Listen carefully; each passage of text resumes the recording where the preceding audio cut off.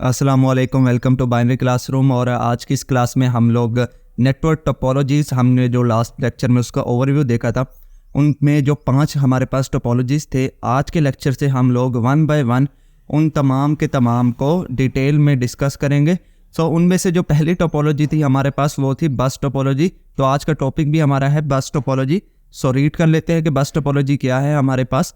बस टोपोलॉजी हमारे पास नेटवर्क के अंदर जो उसको शेप बनाने की सबसे सिंपलेस्ट टाइप है। इससे सिंपल और कुछ भी नहीं है। इस टोपोलॉजी में होता क्या है कि आपके नेटवर्क में जितने भी कंप्यूटर होते हैं उन तमाम कंप्यूटर को एक सेंट्रल वायर से कनेक्ट किया जाता है। अब वो सेंट्रल वायर में हम लोगों को डाटा पहुंचाया जाता है और वो तमाम के तमाम कंप्यूटरों को सेंड किया जाता है। पढ़ लेते हैं एक दफ़ा इसको। बस topology is the simplest type of network, it support a small number of computer. कहते हैं कि बस टोपोलॉजी है जो है वो बिल्कुल स्मॉल नंबर ऑफ कंप्यूटर्स को सपोर्ट करती है। मतलब ये कि अगर मेरे पास कोई 8 या 10 कंप्यूटर है then bus topology is a best idea. But अगर मेरे पास वहीं पर ही 50 या 70 कंप्यूटर हैं या इससे भी ज़्यादा है देन बस टोपोलॉजी वहाँ वर्क नहीं करेगी। वो क्यों नहीं करेगी वो हम देख लेते हैं आगे भी। In bus topology all computer और devices are connected to a common communication medium. Bus topology में तमाम के तमाम मेरे पास जो कंप्यूटर हैं वो एक कॉमन कम्युनिकेशन मीडियम से कनेक्ट होते हैं। कॉमन कम्युनिकेशन मीडियम क्या है? ये जो आप डायग्राम में देखिए आपको एक सेंट्रल वायर नज़र आ रही होगी, इसको कहा जाता है common communication medium. This medium is known as bus और बैकबोन। इस जो सेंट्रल वायर है इसको बस भी बोला जाता है और बैकबोन भी बोला जाता है। अब देख लेते हैं इसकी वर्किंग, के वर्क ये किस तरह करता है बस टोपोलॉजी। वर्किंग में इसका ये है, सबसे पहले तो आप इसका स्ट्रक्चर समझ ले फिर हम इसकी वर्किंग समझते हैं। अब देखिए यहाँ पर एक मेरे पास सेंट्रल वायर है डायग्राम में देखिए, और उस सेंट्रल वायर के दोनों सिरों पर मेरे पास कुछ टर्मिनेटर्स लगे हुए हैं।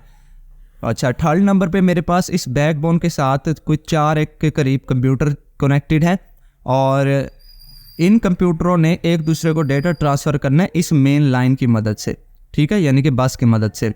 अब इसकी वर्किंग समझ लेते हैं। The sending computer send that data to the end destination address through the bus।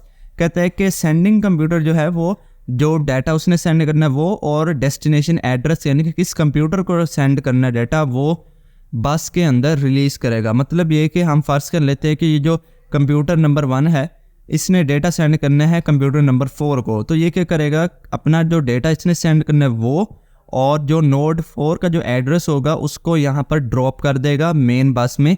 अब होगा क्या कि ये मेन बस से डाटा ट्रैवल करता हुआ नोड 2 के पास जाएगा, देखिएगा कि क्या ये वही कंप्यूटर है जिसको इसने डाटा सेंड किया। तो वो कहेगा कि नहीं ये वो वाला कंप्यूटर नहीं है, ये नेक्स्ट पे बढ़ेगा। नेक्स्ट भी हमारे पास वो नहीं है तो फिर उससे नेक्स्ट पे, यहाँ पर इसका एड्रेस मैच हो जाएगा तो ये डाटा इसको रिसीव हो जाएगा। इस तरह से वर्क करता है। Each computer check the address, if it match with the address of the computer keep the data. अगर एड्रेस मैच हो जाता है कंप्यूटर उस डाटा को रख लेता है, otherwise the data move to the next computer. तो अदरवाइज हमारा जो डाटा है वो अगले कंप्यूटर को मूव हो जाता है। अब यहाँ एक सवाल ये पैदा हो सकता है कि फ़र्ज़ करें कि मैंने जो एड्रेस डाला है वो इन 4 कंप्यूटर में से किसी का हो भी ना, देन क्या होगा? तो एक्चुअल में होगा ये कि फ़र्ज़ करेंगे कंप्यूटर 1 ने कंप्यूटर 5 को डाटा भेजना है, लेकिन कंप्यूटर 5 तो हमारे पास नेटवर्क में नहीं है ना। तो इस सूरत हाल में वो डाटा का क्या होगा? तो असल में होगा क्या कि ये सबसे पहले जाएगा कंप्यूटर 2 के पास, देखेगा कि ये वही एड्रेस है या नहीं होगा, नेक्स्ट के पास मूव करेगा, फिर नेक्स्ट के पास। जब ये कंप्यूटर ख़त्म हो जाएगी तो ये लास्ट में आएगा, लास्ट में देखेगा कि टर्मिनेटर लगा हुआ है। तो अब इसको कहीं पर भी डाटा नहीं मिल रहा, ये टर्मिनेटर जो है यहाँ लगा हुआ है ये इस डेटा को अब्जॉर्ब कर लेगा, ठीक है, ताकि वो डेटा हमारे पास ख़त्म हो जाए, उस बस में ना घूमता रहे। तो ये टर्मिनेटर का काम होता है। अब आ जाते हैं इसके एडवांटेजेस और डिसएडवांटेजेस पे। It is simple and easy to use. सबसे सिंपल और ईजी टू यूज़ जो हमारे पास टोपोलॉजी है वो इस टाइम बस टोपोलॉजी है। It require small length of cable connected to computer. अब जाहिर बात है जिसमें हमारे पास नंबर ऑफ कंप्यूटर्स भी कम हो तो उसमें जो केबल की लेंथ होगी हमारे पास ये बैकबोन की वो भी कम होगी, है ना। It is less expensive. कहते हैं कि ये कोई महंगी भी नहीं है, बिल्कुल सस्ती सी है, क्योंकि आपको सिर्फ एक सेंट्रल वायर चाहिए, आप उसको सब कंप्यूटर के साथ कनेक्ट कर सकते हैं।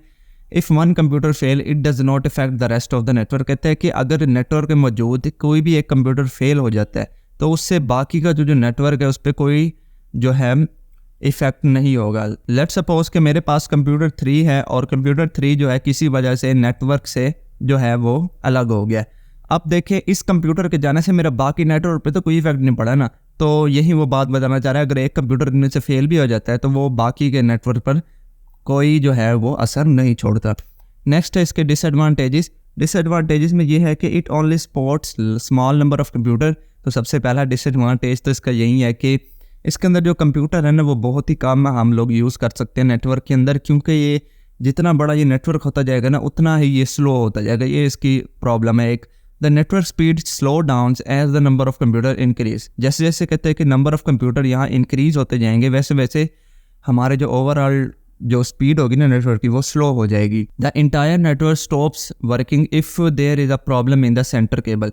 कहता है कि कुछ ऐसा हो कि ये जो सेंट्रल केबल है हमारे पास दरमियान वाली, ये अगर डिस्कनेक्ट हो जाए, ये लेट्स सपोज डिस्कनेक्ट हो जाए, जब ये डिस्कनेक्ट हो जाएगी तो ये कंप्यूटर एक दूसरे से कम्युनिकेट किस तरह से करेंगे। यानी कि मेन लाइन ही अगर ख़राब हो गई देन जो है वो बाकी किस तरह की चीज़ें हम लोग उसको कनेक्ट कर पाएंगे, है ना। तो ये वो बात बताना चाह रहा है कि अगर मेन लाइन ख़राब होगी तो बाकी का हमारा पूरा नेटवर्क जो है वो ख़राब हो जाएगा, कम्युनिकेशन नहीं हो पाएगी। सो बस इतना कुछ ही था। आई होप आपको ये लेक्चर समझ में आ गई होगी। अगर समझ में आ गई होगी तो इस वीडियो को लाइक करते थे। चैनल को अगर बगैर सब्सक्राइब किए देख रहे हैं तो चैनल को भी ज़रूर से सब्सक्राइब कर दें। मिलते हैं किसी नेक्स्ट वीडियो में, तब तक के लिए।